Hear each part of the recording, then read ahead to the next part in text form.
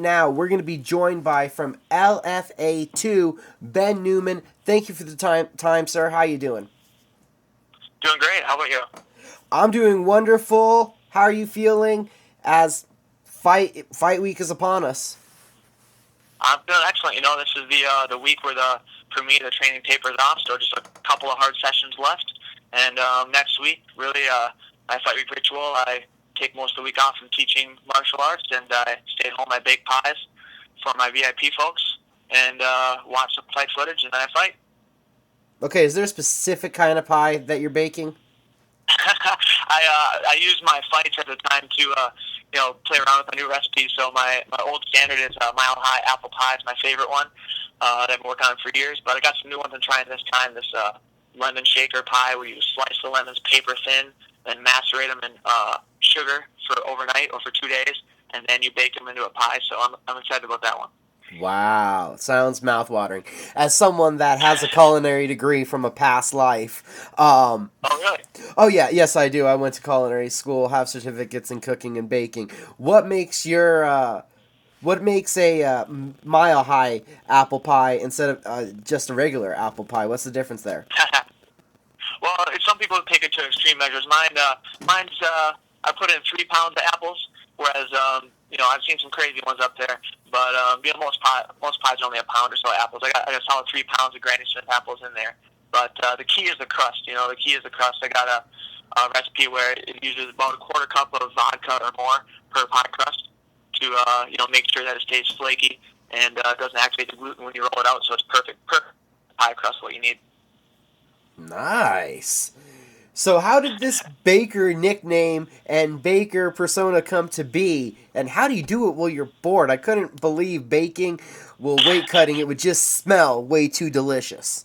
It is a little bit of a battle. I do end up stealing small bits of it, but basically, I didn't do any cooking or baking until kind of went off to Iraq, and that's where I got into martial arts and reading about health and fitness. So, for my first year when I got back from Iraq, I was just training hard and just no sugar. Everything was perfectly clean. Like, I was kind of crazy.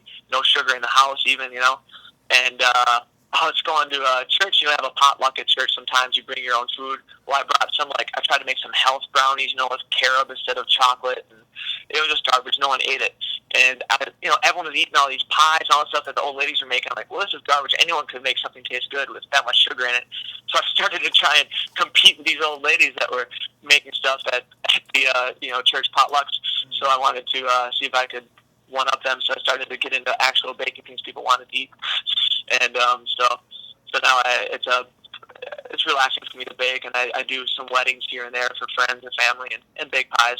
I made 104 pies over Christmas and Thanksgiving for some family and friends. So I heard you say weddings. Do you get into the cake decorating?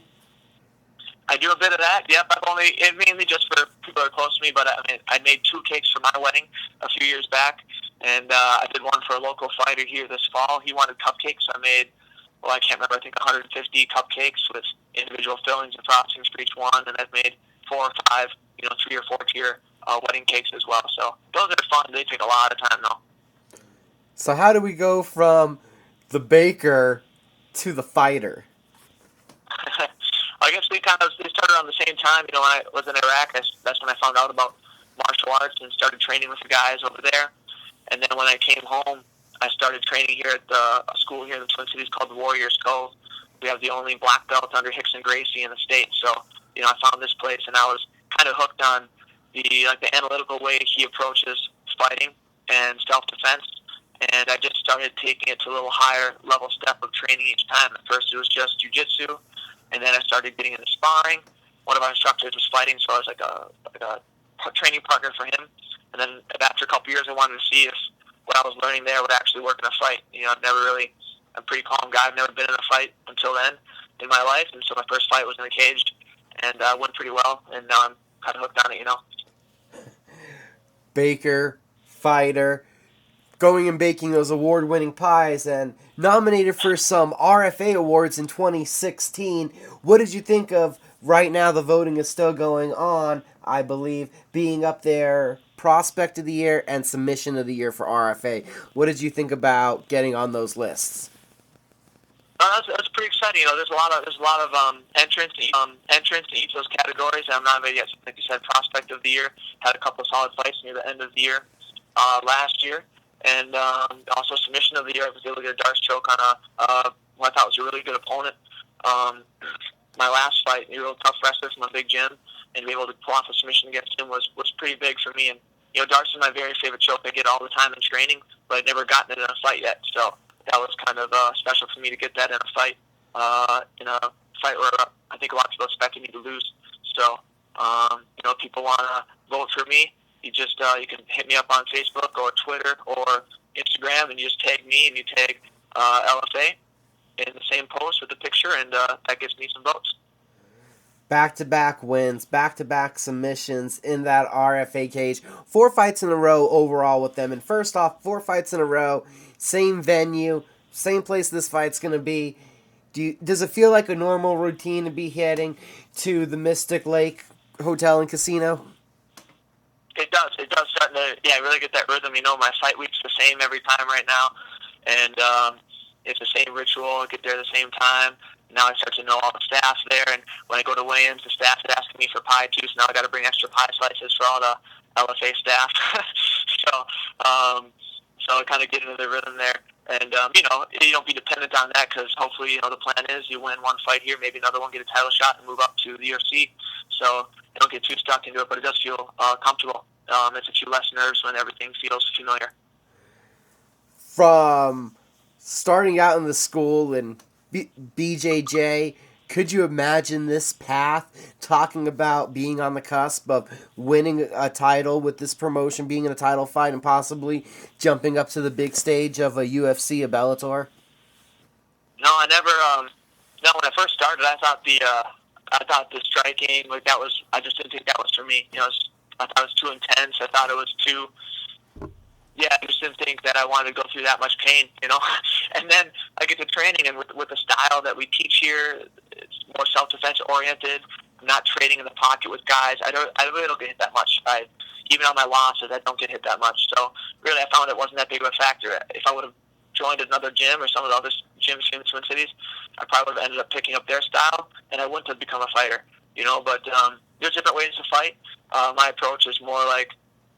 Our approach is more like, if you Damion Hill, get the fight to the ground, finish it there where they can't hit you back, get dominant positions, So I'm much more comfortable with this style. So that's what I really like about martial arts. Everyone can kind of figure out what works for them. It's very experimental compared to, set strategies in football that don't seem to change too much, or baseball that doesn't seem to change too rapidly. There's a lot changing going on, and a lot of leeway in martial arts. And then having that label as a thinking man's fighter and being one of the more analytical guys that we have on this developmental scene, how do you take that kind of reputation? I'm sorry, I just couldn't quite hear on the final part there. How do you feel about having that reputation? Well, if people that meet me and know me in person, I'm kind of a nerd, and I like to get into different topics. I like to learn about a lot of different things. So, I guess, definitely compared to most MMA fighters, I guess I would be more of an analytical person than most MMA fighters that I've met or competed against.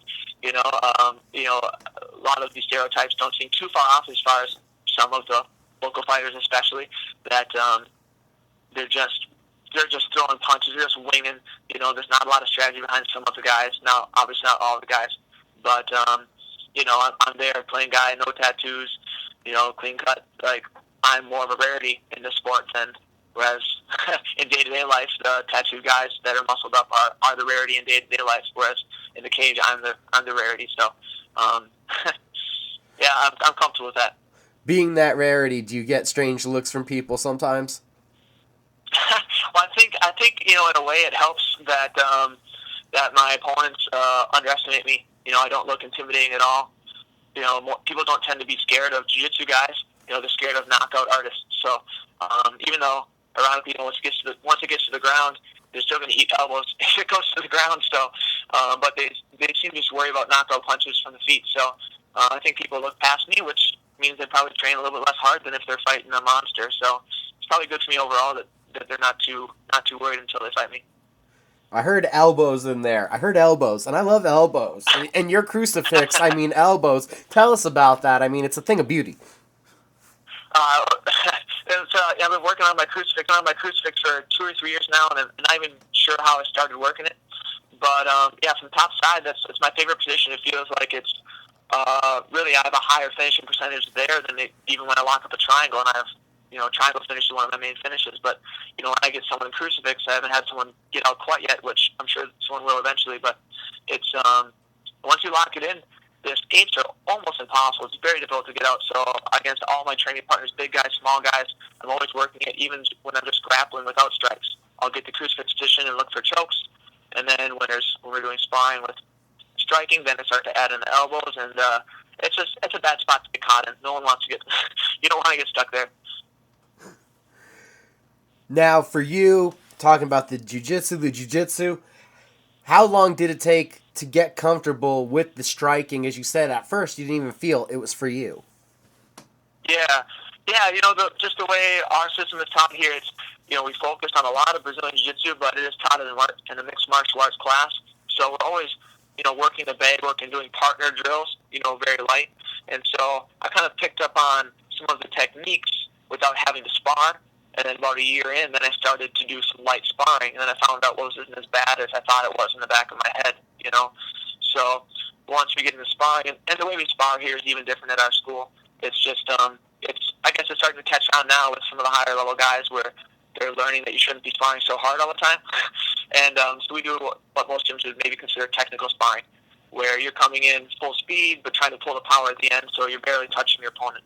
No headgear, wear small 8-ounce gloves, and so I don't get banged up at all in the sparring. So I've had very few injuries my entire career, and hopefully I'll be keeping it that way.